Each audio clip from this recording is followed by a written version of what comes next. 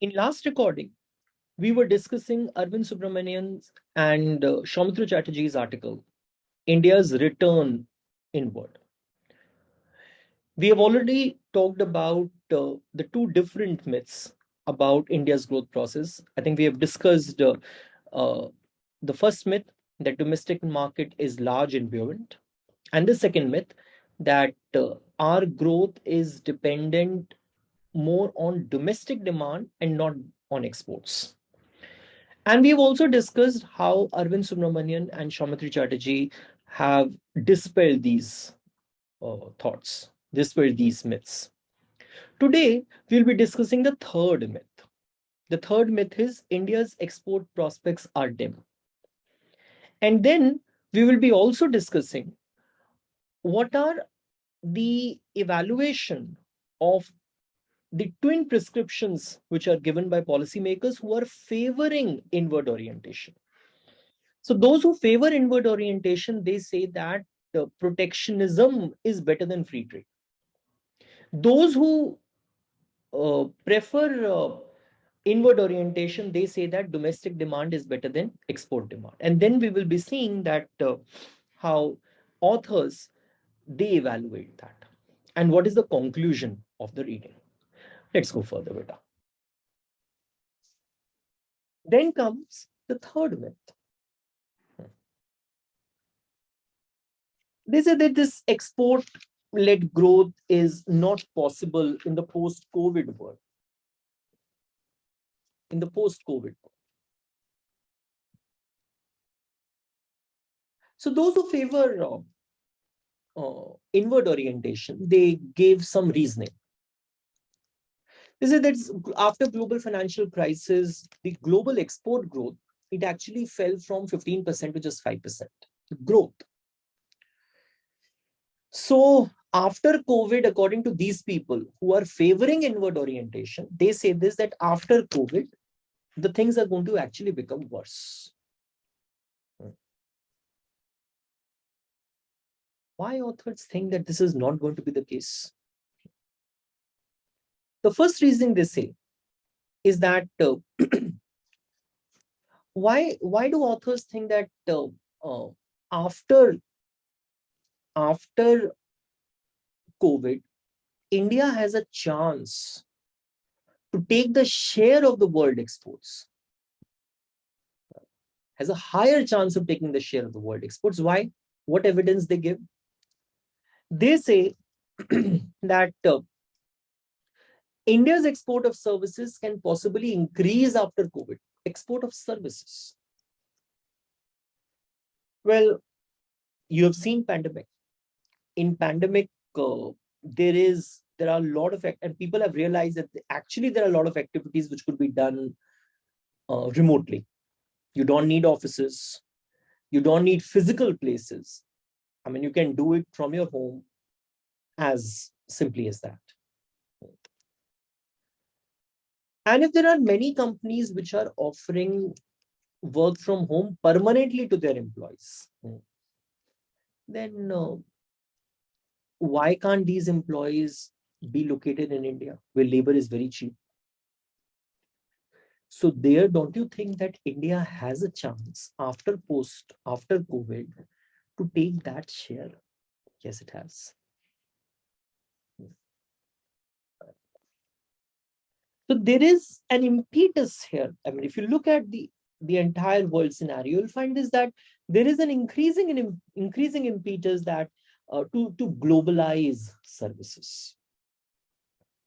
Globalize services. Well, India can take the share in that. Why not?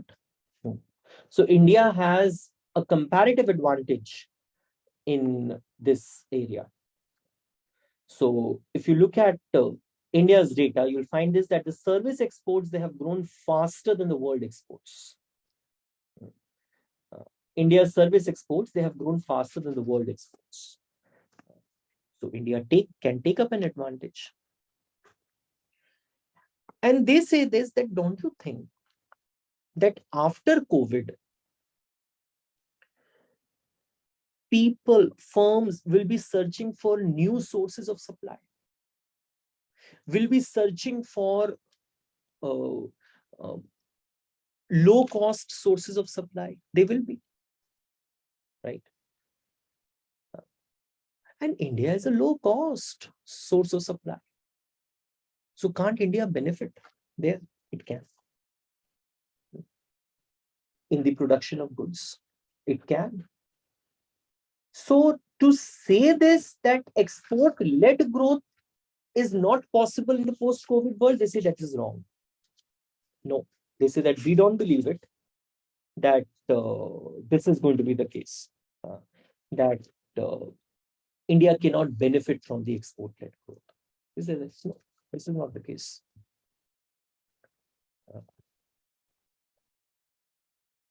They in fact say this, that India can gain market share even in a deglobalizing world. So first of all, Arvind Subramanian and Shoumitro Chatterjee says this. First of all, we don't think that world is going to be deglobalizing. This is completely unclear. So that is not very clear. At least in services, it doesn't seem to be the case. So deglobalizing would mean that instead of asking someone else sitting in other country to do your service, asking your own country members to do the service. So it's not going to be the case. People are sitting everywhere and they can do the service from anywhere. So this is not going to be the case. And they say this, that, and even if it is, let us say that even if it is, there is some kind of deglobalization happens, then right now, the India's export share is that small that at least it can have some growth definitely there. So when you are already sitting at very low point and you try to capture that market, you can have the growth. You can have the growth. So exports can actually grow by gaining the market share there. Then they say this, that we don't believe that India's post-COVID growth cannot be led by exports. What is the evidence they are giving for this? They say, you look at the diagram, there is the share of working age population, there is the share of low-skilled manufacturing exports. So on the horizontal axis, you have 0%, 20%, 40%, 30%, and so on, whatever. So it's like the share of working age population. And on the y-axis, you have the share of low-skilled manufacturing exports. There is a 45-degree line. Can you see where China is sitting? So the position of China says what? It has huge share of working age population involved in the share of involved in the low-skill manufacturing exports. So it has almost used everything. You look at India. So its share of working age population, although it is comparable with China, but the share of low-skill manufacturing exports by that share of working age population is very less. So don't you think that India has a chance to gain this market share? So we have a huge population which we can use to produce these low-skill manufacturing items. So we can use that. We can use that. So, and in the post-COVID world, firms would be finding the ways, or firms would be finding the new avenues for the lower or cheaper cost sources. They want to exit from China. Where will they come? India. And you say that India's growth story is not going to be led by exports after COVID. No, they don't believe it. They don't believe it. And they gave one more reason why we should not believe in export pessimism. China can also become a huge consumer for the low-skill consumers. So we have a lot of scope in producing the low-skill manufactured goods because we are not using our proportion of population there properly. We have a lot of scope there. One. And if China leaves that market, and China is also going to use that low-skilled manufactured goods. So China as a market will be dependent upon us for satisfying its own needs. So don't you think we have an opportunity to exploit there? So we have an untapped or unexploited opportunity there, an explored opportunity there.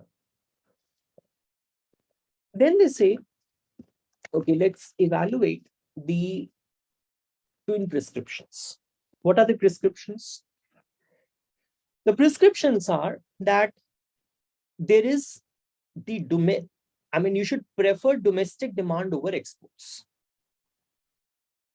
Instead of feeding exports, we should be increasing domestic demand because growth is going to be driven by domestic demand. This is what they say.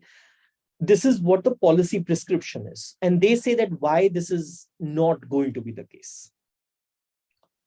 And the another policy prescription is that protection should be preferred over free trade.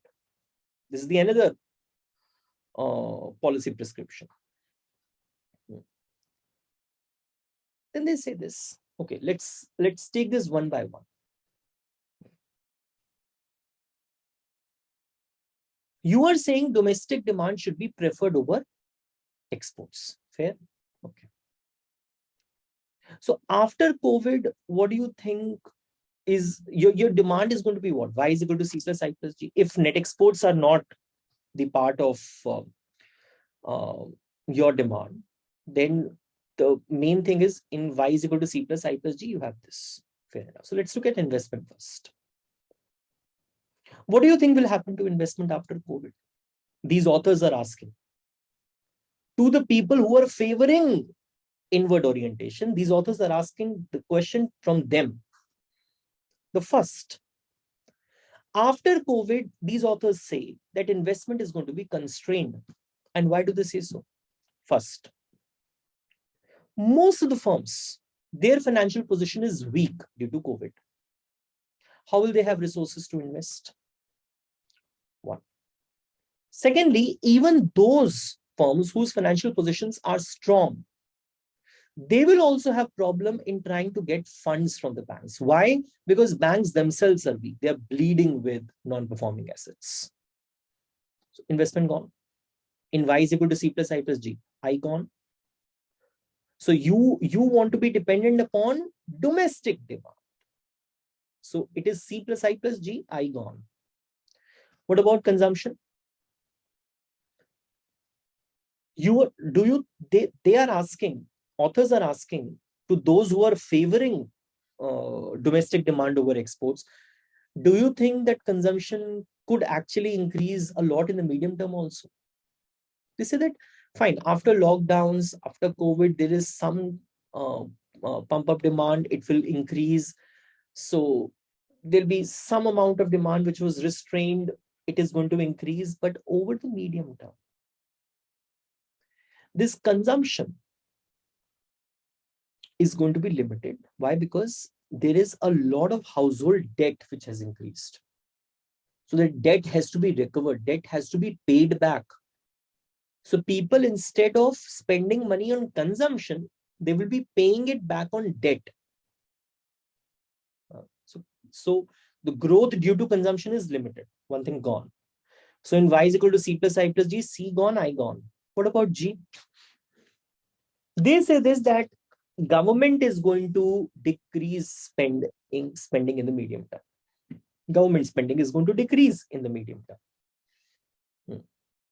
Right. So they say this, that the deficits of the government, they have gone over the roof, and they will be, as economy is going to recover, deficit is going to surely narrow to a certain extent. But deficit is not going to reduce that much that to halt the rise in debt. So many people have asked this question. They say, many people have asked this question, that why, Many advanced countries, they are pursuing the expansionary fiscal policy. Why can't India do so? Why can't India do so? They say this, India can't do so. There is a reason which they are giving it that. What reason they are giving?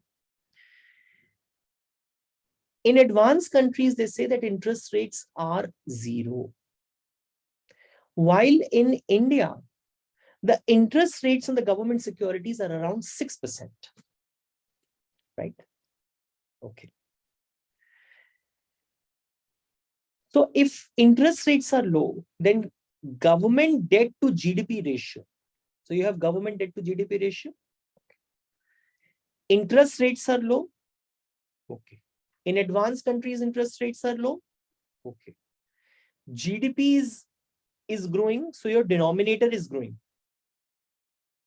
But because interest rates are very low or nearly zero in advanced countries, so there is not much effect on the government debt as such. Right? New borrowings will have little impact on the interest payments. So interest payments are not going to increase. Can that happen in case of India's case? No.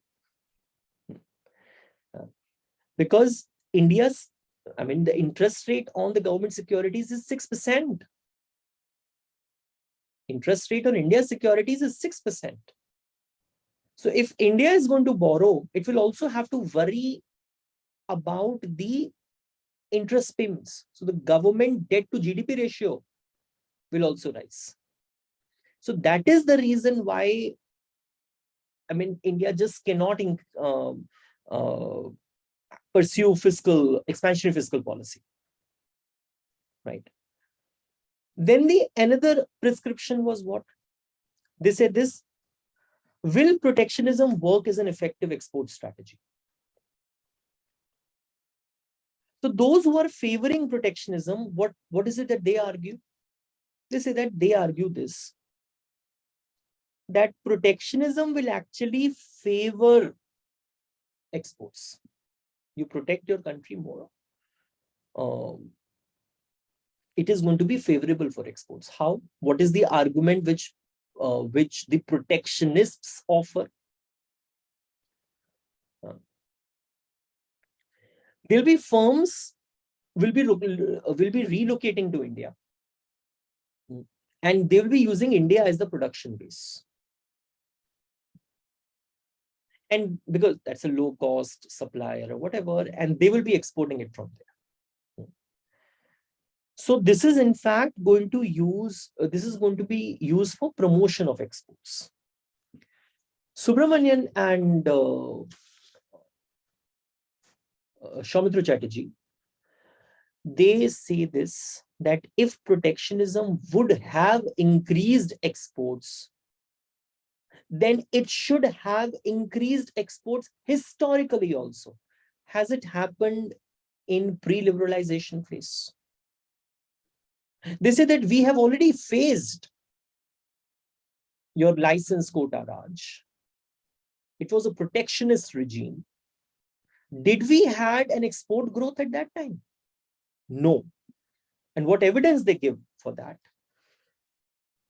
They say this, you look at the real export growth of goods and services for 40 years, 1952 to 91. So real export growth was around 4.5%. And after liberalization, it was 11%. So for the period of 1952 to 91, it was a protectionist regime. And after that, it was a liberalized regime. And you are saying that protectionism are going to grow exports. Evidence doesn't say this. Then they say this, also you look at the real GDP growth, right? Also you look at the real GDP growth. So real GDP growth is around 3.5% from 1952 to 91, while from 1992 to 2019, it was 6.5%.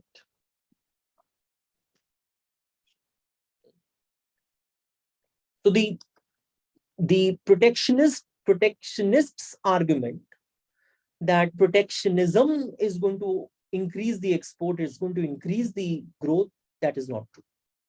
Evidence doesn't say this. Okay. Then exports also started growing after 1991. And what do you think has happened at that time? It was a liberalized regime. Imports also grew. You opened up.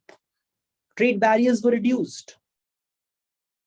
So in order for exports to grow, you also need imports to grow. There is a high correlation between the growth of exports and imports, around 0.75. But protectionists, those people who favor protectionism, they say that, but this time it is different. But this time it is different. And why do they say that this time it is different? One case study with them. They say this, that this time it is going to be different because we have one example. This is giving some hope. What is that example? Assembly of cell phones. So they say that India has been encouraging the domestic assembly of cell phones. Fair enough. And so India can become globally competitive in the assembly of cell phones. They're saying like this. And what has happened is that the tariffs on cell phones, so we have protected this industry. And India is going to become globally competitive, not only in the production of cell phones, but also in the production of more technologically sophisticated components. So what has the policy regime done? Did in this case? Tariffs on cell phones have decreased. Sorry, tariffs on cell phones have been increased from 0% to 20%.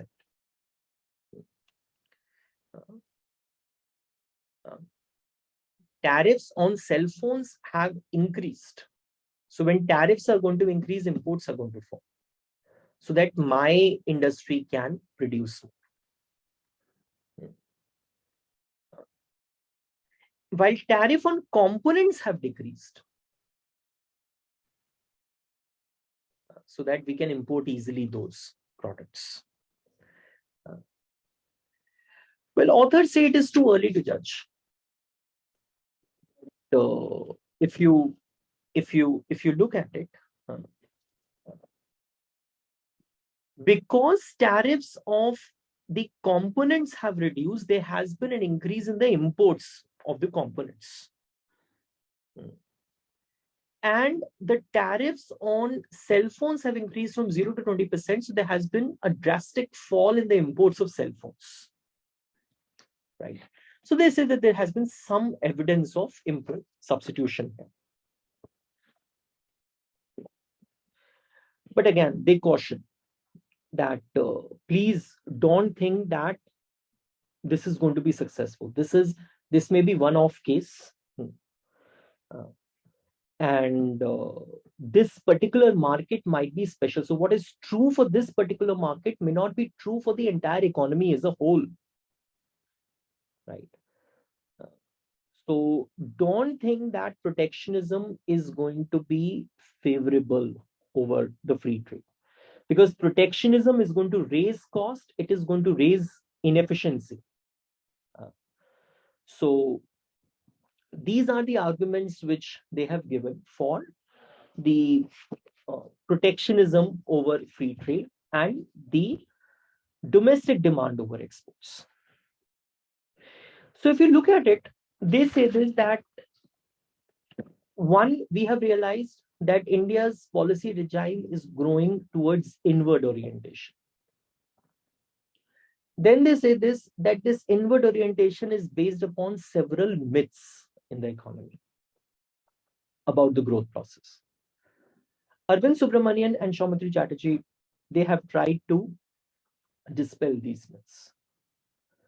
And not only that, they also try to evaluate the twin perspectives, policy prescriptions that is you should favor domestic demand over exports, and why they say it is not going to be a useful exercise, and why we should not favor protectionism over free trade.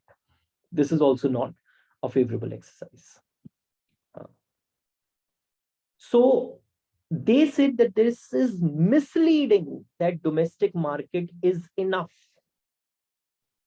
This is what their conclusion is, that this is misleading, that domestic market is enough, and India should actually zealously boost up its export performance.